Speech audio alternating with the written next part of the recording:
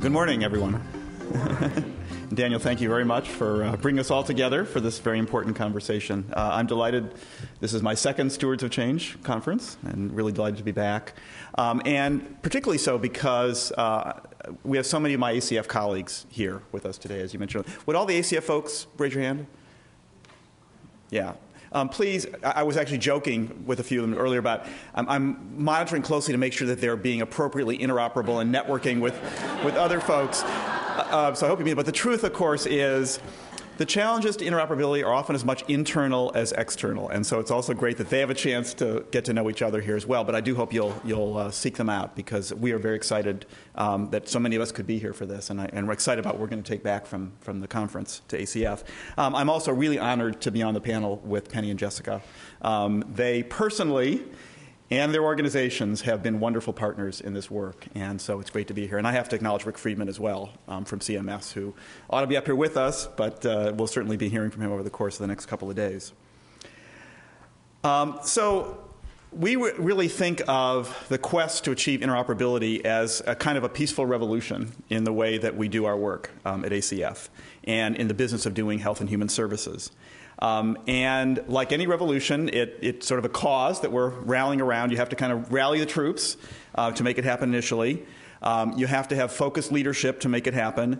And you have to have a core of committed people who then want to take the mantle and the banner and carry it forward. And it also, like any revolution, there are a lot of barriers that have to be overcome, mostly having to do with the way we've always done things. But I think the reason we're all here is because we all believe that not only is it the right goal for us to achieve, the right revolution for us to be engaged in, but also because, as Daniel just said, the conditions are uniquely right at this point in time for the federal government to partner with state and local government to storm the barricades of old thinking and to really achieve a new way of doing business. And we want to grab that opportunity.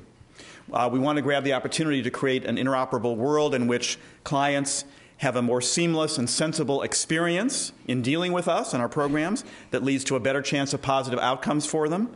And so that our agencies, the ones that we actually administer in the governmental level, will also achieve reduced duplication of effort, will save money, which is critical to us also right now, will reach more people in more effective ways, will use data much more efficiently and effectively, and in the end will carry out our mission more effectively and more successfully. So what I want to do today in my remarks are really to talk about three things. One is how we're implementing interoperability at ACF, how we're trying to achieve culture change within a large organization. Then talk some about the opportunities around healthcare reform. I'm not going to step on Penny's toes. I'm just going to talk specifically about the opportunities for health and human services integration. And Penny will talk a lot more about what's happening within the health sphere specifically. And then finally, I want to talk about some of the very concrete things that we've done over the past year and a half, 2 years, to try to support state innovation, because that's ultimately where this is going to happen is the state level. It's not us. We have to get out of the way. It's the states and localities that actually deliver services that will make the difference. And so I want to talk about some of the things that I think we've accomplished to make it easier for states to innovate, and then a couple of the areas where I think we still need to focus our attention.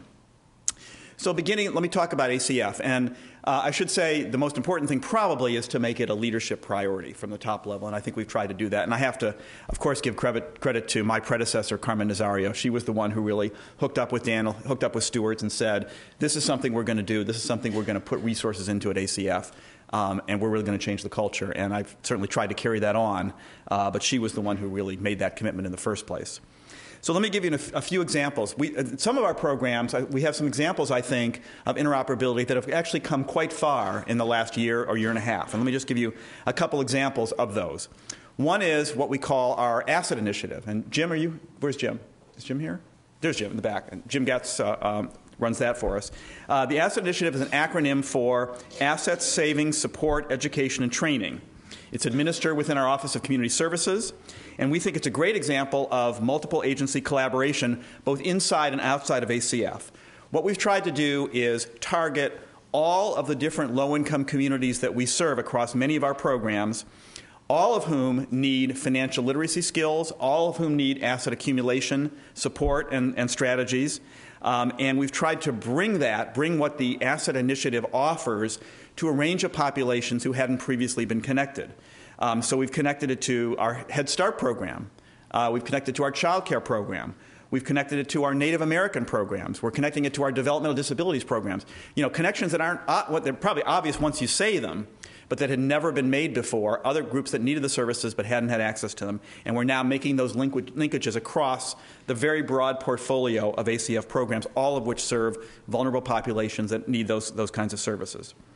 Another area is our Office of Child Support Enforcement. I know Vicki's going to talk more about this tomorrow in more detail than I will right now. But OCSE, Child Support Enforcement, has been another locus of interoperability at ACF.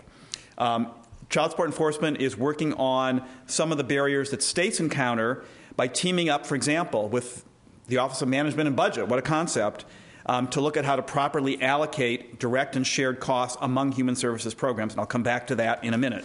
OCSE has also been a leader in developing new data standards. I'll come back to that as well. Critical things that are going to have ramifications and benefits far beyond the child support world. And then finally, a third example, our Office of Family Assistance, which administers the TANF program. OFA has been working closely with our natural partners in the Department of Labor and the Employment and Training Administration. They do very much aligned work that we do, but previously we hadn't been working with them. But now we are. We work with them over the past year and a half, 2 years, around the implementation of subsidized employment programs, an initiative that took off like gangbusters last year around most of the states in the country that administered subsidized employment programs for both low-income parents and youth, working very closely with our labor colleagues. And now we're doing the same thing in implementing a part of the Affordable Care Act that's called Health Profession Opportunities Grants, which will train low-income parents for real career possibilities, real career ladders in the healthcare sector. And again, we're doing this by building on a lot of the expertise that rests in the Department of Labor, but making sure that we bring it into the work that we're doing. In order to get interoperability going even in a stronger way, we've asked every office within ACF to develop an interoperability plan, and each one has done that. And the plans that they submitted to us a few months ago were very impressive. They range from intensive efforts covering a range of activities with outside agencies and outside departments, outside of HHS even. They cover, in some cases, reducing regulatory barriers, designing new systems, and then some slightly less ambitious but also important ones that will set the stage for more collaborative outcomes in the future. Every one of the plans that we got from our offices involved more than one agency. At least 15 of them involved agencies outside of ACF and departments outside of HHS, including agriculture, education, energy, HUD, justice, labor, Treasury, IRS, and the White House, a very broad range of federal departments. At least 15 of those plans involved partnering with states or native communities or localities, and at least 9 of them involved addressing changing regulations or removing barriers to service. So we're very excited, and we've given them very defined timeframes. These are 12-month plans. They have to have clear deliverables and intended outcomes, and we're going to monitor them closely, and maybe next year we'll be able to report back on the first year of this process of actually getting the offices to focus very concretely on interoperability plans. Similarly, we're building a repository across ACF of information, of examples, and of opportunities for interoperability that exist both within ACF and with some of our partner agencies like CMS and FNS, as well as partnerships with states and localities. We're similarly committed to interoperability with activities such as educating our own internal ACF workforce on Human Services 2.0, which, as you now have heard and you'll be hearing over the next couple of days, is a consumer-centric approach to serving at-risk children and families, and learning to work cooperatively with other federal and state agencies to share information in appropriate and lawful ways, because we realize we have to infuse that culture and that way of thinking through all levels of the organization. We can't do it without the buy-in of the staff. It really needs to become part of our muscle memory, part of our sort of reflexive way of doing business. And to achieve that, we've created an interoperability team, an interoperability innovation team across ACF. Again, every office within ACF has designated someone for that team. We've tried to get a mix of staff at different levels in the organization. A number of the folks who are here today are members of that new interoperability innovation team. And they just kicked off 3 weeks ago. I was delighted to be at their kickoff. And again, it's a key part of our culture change effort within the organization. And their job will be to come back from events like this one and inspire their fellow staff members with the message and the opportunities that interoperability creates and the principles that we're trying to infuse into the organization. So that gives you a sense of some of the very concrete, as well as some of the broader sort of more culture change activities that we're doing within ACF to really make it a truly interoperable organization. We think we've come a long way, but we still have a long way to go. Now let me turn to healthcare reform a little bit. That obviously, we all know how significant a legislative change that was. It was almost a year ago that the President signed the Affordable Care Act. It's a once-in-a-lifetime opportunity, we think, for health and human services agencies to come together and really seize interoperable opportunities. And if there were ever anything that was an action-forcing event for the federal government, for state governments, and for local governments, this is it. So right now, as the state and federal agencies, health agencies, are designing systems to implement healthcare exchanges, we think it's a moment to think about interoperability with human services programs. The reason for that is probably obvious to most of the people in this room, and that is that no matter how a state exercises its flexibility in organizing and administering the new programs under the Affordable Care Act, many of the people who are or will be eligible for Medicaid, for CHIP, for the new exchanges are also likely to be eligible for human services programs, which we think argues for an all-out effort to align these programs as much as possible in order to enroll clients more effectively and to realize programmatic, technological, and budgetary efficiencies. Now, we've been at this for a while already. The three partners you see up here, ACF, FNS, and CMS, for a long time we've been holding monthly meetings related to state systems development and maintenance. And the focus has always been on trying to align our guidance to states and our directive to states among our respective agencies, so we're giving as much as we can one set of consistent advice and guidance to states.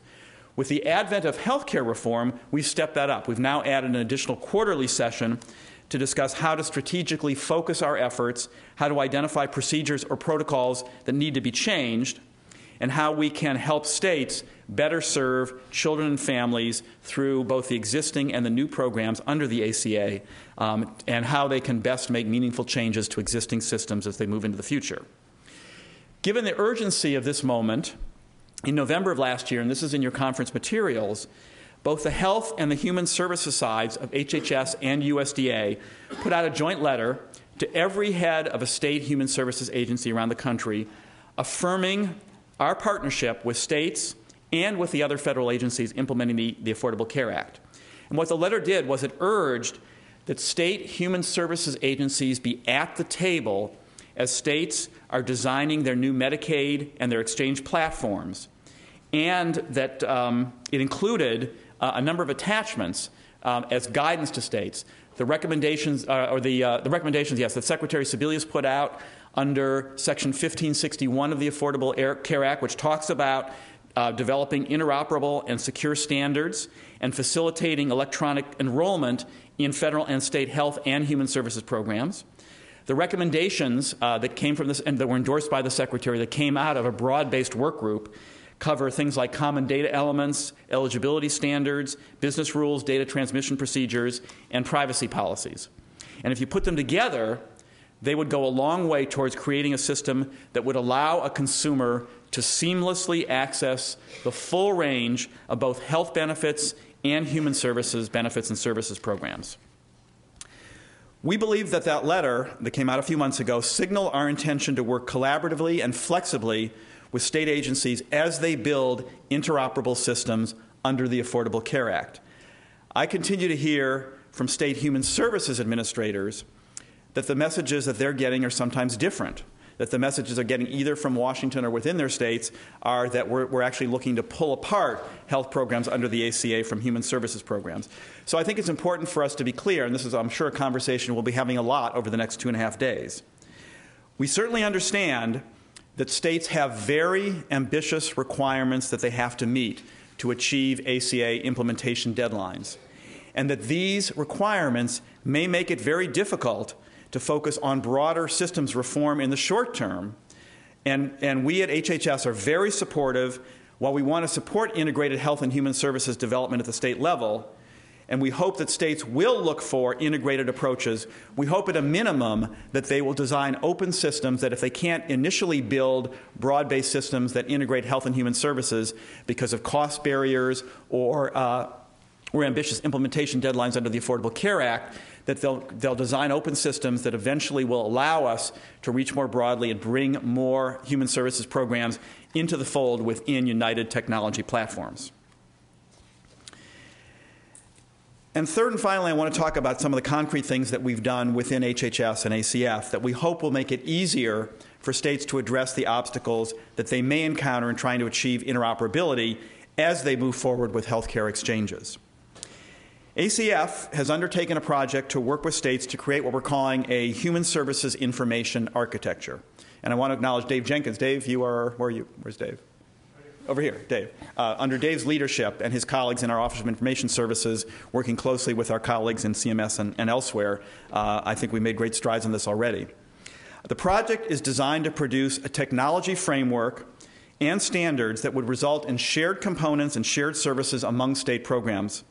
Our expectation is that the design and the alignment will take a couple of years to accomplish, but that once we've achieved the target architecture, we can then create incentives for states to build towards that target architecture. And we've learned a lot from our colleagues in CMS about how to do that. We're active participants in enrollment, eligibility, and verification work groups within HHS that are shaping the technical architecture of interoperability in healthcare reform. For example, HHS and IRS are working together under, again, Section 1561 of ACA to develop a common set of standards for data exchange. And the Office of the National Coordinator for Health IT within HHS has convened a high-level work group to make recommendations on standards and protocols to simplify enrollment in federal and state health and human services programs. We're talking about how to match federal and state data. We're talking about verification. We're talking about reusing eligibility information for multiple programs. We're talking about allowing people to put their eligibility information online. And we're talking about reaching out to notify people when we determine that they're eligible for a program. Now, CMS is doing the heavy lifting on this. We're not. But the human services side is fully engaged in the process and is fully committed to a result that can address common processes. Our goal, as the technical architecture takes shape, is to work with states to incorporate solutions that enable automated state access to eligibility, enrollment, and verification functions. Within ACF, we're in the process of organizing our own role and contribution to this. We expect to have more resources that states can tap into for technical support, with questions and strategy development as we begin to move forward in developing the enterprise architecture. And we welcome questions from states and creative solutions, and we want to continue to have dialogue. And we will continue to solicit views, suggestions from states and our other partners in the effort through all the various formats that we have for maintaining that sort of dialogue. I want to really stop and take a minute to acknowledge Penny's leadership in this, because she has chaired several of these work groups around the Exchange Steering Committee and the Eligibility Enrollment Work Group. And those groups have been tackling very complicated issues under Penny's leadership. And she has exercised enormous grace and intelligence and creativity, I'm told by all my folks who have been participating in this, in carrying all of us through these difficult issues and achieving consensus on some of the very important ones. So while we continue to work with CMS and our other partners on the technical components of the Affordable Care Act, we're also beginning to engage in a stronger way with the National Information Exchange Model, the NIEM standard. Two of our ACF programs, the Children's Bureau and, again, Child Support Enforcement, have been active participants in this effort, along with the National Conference of State Courts, to establish a NIEM family services domain for court information exchange between these two ACF programs and the courts. And we're now working to map the information that's exchanged much more broadly among state human services agencies like TANF, SNAP, Child Support, and Child Welfare, to the data elements and the definitions that we've already established in the NIEM Family Services domain. We think this is a critically important effort. So far, we've found that many of the data elements are already common across programs. We've identified 158 unique data elements and definitions and have mapped 149 of them to the NIEM data elements we've already established under the court project. And our role is to work with the NIEM Governance Committee to broaden the scope of these standards to the new human services domain across all these programs. This is a critical, foundational activity and element in enabling interoperability among human services programs. We've joined with the Department of Homeland Security and the Department of Justice as members of the NIEM Executive Steering Committee. The Office of the National Coordinator on Health Information Technology will serve as the steward of the NEAM Health domain, and ACF will serve as the steward of the NEAM Human Services domain. Beyond setting up the domain governance and operations, the first set of information exchanges that have been targeted are the information packages used in the verification processes under the Affordable Care Act for eligibility and verification. We're also interested in looking at the wealth of human services exchanges under the New York City HHS Connects model that you'll be hearing more about over the next couple of days. We also, last fall, published a final rule under the Advanced Planning Document, the APD process. Most of you probably know that process, the regulations, govern state systems development that want to use Medicaid, child welfare, child support funding, and SNAP funding under USDA to do systems design, systems improvement. And the goal of our final rule that we just published, which is the first time that the IPD process has been changed in, I think, 10 years, is to encourage states to bring innovative information technology to fruition by simplifying and streamlining federal requirements for lower-risk projects while increasing independent oversight on higher-risk projects. We hope the new rules will enable states to move more quickly and more boldly from developing new approaches to actually putting them into operation, while also maintaining our responsibility for appropriate stewardship of federal funds that support these projects. We're also working internally on ways to simplify the cost allocation process under the rules established by OMB. We know that because of these rules, it's often simpler to take the easy approach for states and just say, let's just use one funding stream. It's just too complicated to do the allocation across multiple streams. But that's not where we want states to be going. We want to encourage states to look at braiding funding streams where possible to build integrated, interoperable systems. So we are trying to create and provide to states the tools that will enable them to navigate the very complicated cost allocation process more closely. We were just talking about that a little bit earlier. So I've given you a very high-level overview of a broad range of things that are underway at ACF and within HHS. I hope you will not question me on the technological details too much, because you've pretty much just exhausted my knowledge of them. I'll turn to Rick if we have to get any more detail about them, or to Dave. But I want to close by saying that I could not be more excited or energized by the potential of interoperability. There are many issues we need to resolve. Confidentiality is a serious one, and cost allocation. Those are probably the two that I think we still have to grapple with if we're going to really make this happen. But that's not surprising. This is a revolution. We're still in the early stages of it, so it's not a surprise that we have some major battles yet to fight. And we intend to continue to work with states and localities to identify those barriers and to surmount them, which is, of course, the reason why we're all here at this conference. I really believe that the core value of interoperability, putting the client at the center of everything that we do, is the ultimate reason why all of us went into public service. And now we've been handed a golden opportunity to change the paradigm, to encourage a culture of innovation, of risk-taking, and one that will have tremendous potential payoff for our clients and for the country.